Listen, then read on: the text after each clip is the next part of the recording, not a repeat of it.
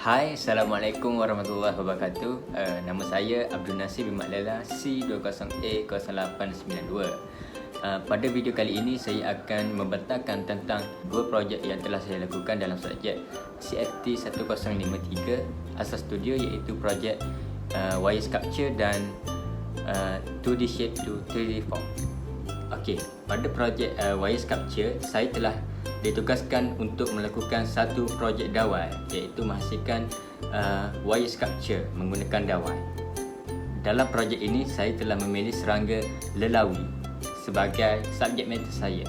Untuk perkembangan idea, saya telah melukis subjek matter saya di atas kertas bersaiz A3 dengan menggunakan pensel 2B hingga 8B, dan seterusnya saya telah melukis beberapa pecahan anggota tubuh serangga sebagai close up, dan seterusnya saya telah melukis anggota tubuh serangga tersebut ke dalam bentuk wire sculpture.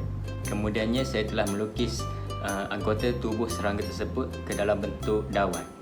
Hal ini untuk memudahkan saya untuk melakukan projek ini dengan lebih detail. Dalam projek penghasilan wire sculpture ini, saya telah menggunakan beberapa alatan seperti pelayar, dawai, kertas A3 dan pensel. Dan inilah dia hasil projek yang telah saya lakukan. Okey, untuk projek seterusnya, iaitu projek 2D shape to 3D form, saya telah memilih paus biru sebagai subjek matter saya. Dalam projek kali ini, saya telah ditugaskan untuk memilih haiwan untuk melakukan projek cardboard, iaitu dengan menghasilkan rupa bentuk haiwan ke dalam bentuk kotak. Dalam penghasilan projek 2D shape to 3D form ini, saya telah melukis lukisan realistik, iaitu dengan melukis keseluruhan anggota tubuh haiwan yang telah saya pilih. Kemudiannya saya telah melukis close up, iaitu beberapa anggota tubuh haiwan tersebut dengan secara dekat. Kemudiannya saya telah melukiskan perkembangan idea untuk menghasilkan projek cardboard ini, iaitu daripada bentuk asli kepada bentuk kotak. Dan saya juga telah melukis hasil akhir yang akan saya lakukan. Dalam projek ini saya telah menggunakan beberapa alatan seperti kertas A3, pensel, gam, gunting dan pisau.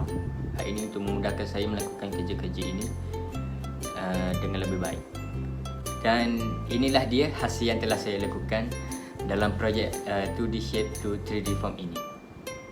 Kesimpulannya, sepanjang penghasilan projek 2D shape to 3D form dan wire sculpture, banyak aspek yang telah ditekankan, seperti meneliti setiap proses dengan baik, memerlukan teknik yang membetul dalam menghasilkan projek, dan memerlukan tahap kesabaran yang tinggi sepanjang menghasilkan projek.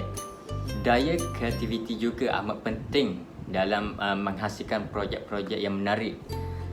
Oleh itu, saya telah menekankan aspek ini supaya projek yang telah saya hasilkan kelihatan lebih menarik, terutamanya pada proses melukis. Sekian, itu sahaja daripada saya. Terima kasih.